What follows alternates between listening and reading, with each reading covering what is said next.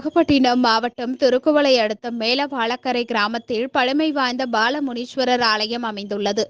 இவ்வாலயத்தின் மகா கும்பாபிஷேகம் நடைபெற்றது. கும்பாபிஷேக விழா நேற்று கணபதி ஹோமத்துடன் தொடங்கியது. தொடர்ந்து லட்சுமி ஹோமம், யாகசாலை பூஜைகள் நடைபெற்று பூர்ணாகுதி நடைபெற்றது. இரண்டாம் கால யாகசாலை பூஜைகள் நிறைவு பெற்று கடம் புறப்பாடு நடைபெற்றது. மங்கள வாத்தியங்கள் முழங்க சிவாச்சாரியார்கள் கடத்தை சுமந்து வந்து கோபுர கலசத்திற்கு புனித நீர் ஊற்றப்பட்டு மகா கும்பாபிஷேகம் நடைபெற்றது. அதனைத் தொடர்ந்து புனித நீர் பக்தர்கள் மீது தெளிக்கப்பட்டது. தொடர்ந்து பாலமுனீஸ்வரருக்கு மகா தீபாராதனை காண்பிக்கப்பட்டு சிறப்பபிஷேகம் நடைபெற்றது. இதில் சுற்றுவட்டார பகுதிகளைச் சேர்ந்த திரளான பக்தர்கள் பங்கேற்று சாமி தரிசனம் செய்தனர்.